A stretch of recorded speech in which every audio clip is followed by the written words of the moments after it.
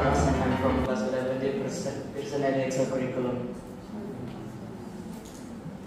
Dr. Professor Fushi, I want to ask you about what is your biggest challenge in your life? The question is the biggest challenge in my life? Yes. Okay. Honesty is always the best policy, right? You see, what I told you is about my life as a scientist and being a surgeon, right? And the challenges which I never successfully overcome is I'm actually a classical violinist. I'm a musician because my mother is a professional pianist. So since I was a kid, I was working very hard in playing violin, right?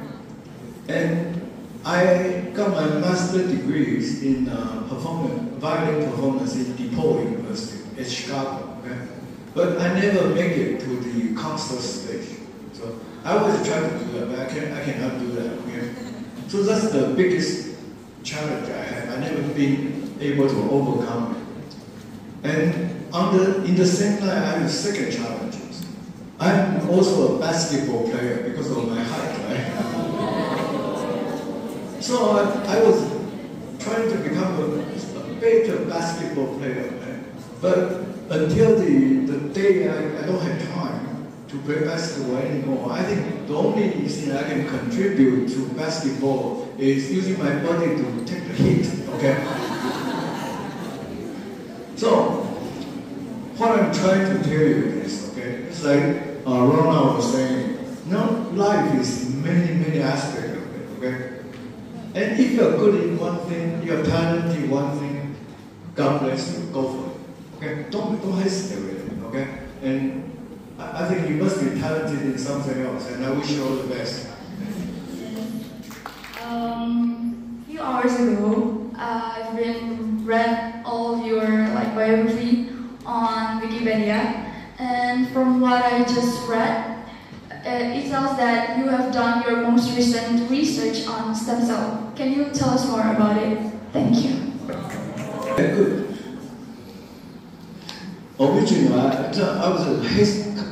we are offering the scholarship without knowing whether the student here is able to ask questions. Right? So now I'm more comfortable. I'm more confident we are making the right decision for the scholarship. Okay. The stem cell, the human body has about 200 different types of stem cells, of cells. And every day you got wear and tear, right? You have to use the stem cell, and part of the tissue is going to be injured. And stem cells are the type of cells in your body who is responsible for repairing the injuries, okay? So it's just like the plumber and the electricians in your campus who is responsible for repairing injured tissues. Okay. So if you play basketball, right? Somebody hits you, you have a broken rib, then you need a stem cell to fix it up. Okay. That's a technology. Yeah. But the stem cell was discovered in the 1960s. And we started to use the stem cell back in 1994 when I was in the University of Pennsylvania. I work in the hospital called Children's Hospital of Philadelphia. It's like a top 3 pediatric hospital in the world. So at that time, what we do is, because my exact professional is called craniofacial surgery. Basically, I can pull out the face and take apart the skull and put it back. Okay. So, and some of the kids might have a defect in the skull, so we took the bone marrow stem cell from the bone marrow and put it back on the skull and fix it. So, anyway, that's pretty much what you need to know about stem cells. But the other hand, the stem cells, because it can repair the damaged tissue, right? Like bad knee, bad eye, bad skin, things like that. So it's attract the global attention, okay, in terms of the business world, technology world, AI, everything. So the whole world is focusing in making stem cell work for more people, not just for some specific disease. Yeah. And because I'm a surgeon and I'm also a scientist, and I also have a biotech companies, and we also have a good relationship with Indonesia, right? So I think we are one of the front leaders in terms of the clinical stem cell technologies. Is that okay with your answer? Okay. Thank you so much. Yeah, you're welcome. Do you have any advice that you could give to us as high school students about university life, like especially for our students who wants to study abroad? All right, thank you so much. Anyway, good. So you want me to give advice to you, all of you who want to study abroad, right? So how many of you want to study abroad? Okay. So now all of you, huh? Okay. So if you're talking about the applications, okay, it's very simple sense, because I reviewed many applications when I was back in the States, right? The key issue for you to stand out, to attract my attention, is not your GPA. Okay? Basically, the way we look at this is that we usually just draw a line, right? Say if for University of Chicago, 3.7, right? Okay, we draw a line. So everything who don't pass the 3.7 go to the other side. We don't look at it. Right? So now with everybody look at the 3.7. I'm talking about the United States, okay? Not Taiwan. Okay? I don't work for Taiwan universities. But then after that, we just look at because all these are qualified in terms of their curriculum and their academic grades, things like that. So we just look for who we think can be the leader of the tomorrow. Okay? I mean, University of Chicago was ranked always the top 10 university. But also, I'm telling you was the top 10 university in the world. Okay, that's what we look at. Okay, we look for ethics. You know, you can interview a good person. We don't want to educate somebody and ask them to become a very big gangster. No. We don't want that. So that's one thing we do, and we look for. You need to tell us how. You need to convince me why are you so different that you can make a difference for other people. It's just like what Ronald was saying. You need to give, always give. Okay, and that's how we look at it. So if you want, you can maybe you can send me some of your CV. I can look at them and see whether something else you can do it. Yeah, is that help? Thank you so much. This is from an inside story. Maybe that has been given to me. Allow me to introduce myself. I am Ben Ando from grade 11E. And our question is so that, because me and my friend Nikita Belen, who is from grade 11E, are participating in a research Olympiad, right? And since you're a researcher, we want to ask you for insight or advice on our upcoming research so that it could succeed. Thank you very much. Research Olympia or the academia research. I mean, research is very simple. The whole world look at the same thing. You need to have something which is think out of the box. Does that make sense? If it's something me too, it's not of interest to us. You need to be thinking all about it. You need to think about something I never think of.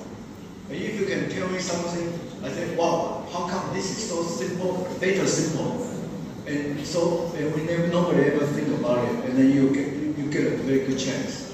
But if you just make it very complicated, this pathway, that pathway, I wrote 20,000 lines of AI coding. That's not very good. That's what we call it technician. Okay, it is not an innovator. Okay? So that's my suggestion to you. But it really depends on the person who is reviewing your posters. Allow me to introduce myself. My name is Michelle Aku from 11E. I want to ask, but first of all, as a student, we do experience academic stress, right? I mean, it is totally normal for us to experience academic stress. So I want to ask, how do you deal or how do you cope with academic stress? Thank you. Asking the right person. To deal with academic stress, it's I can tell you a couple ways I deal with it myself. The first thing, try your best. Okay? Don't kill yourself. And forget about it. Once you submit it, you forget about it. Okay? Tomorrow is another day, right? Okay? So, and if you think I'm joking, well, I can ask you a question. Okay? So, when is the second exam last year in your mathematics class for second problem? Did you get it right or wrong? You don't remember it, right? You don't remember, good, because it doesn't matter. Really, okay? If you don't remember, forget about it. It's not important, okay?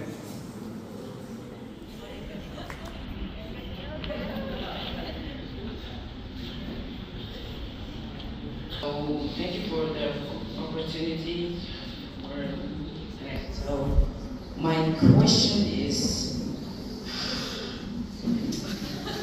what is your achievement that impressed you the most? Is it PhD or what? And also, how do you achieve the PhD? So I could probably, I need to enjoy this. Okay.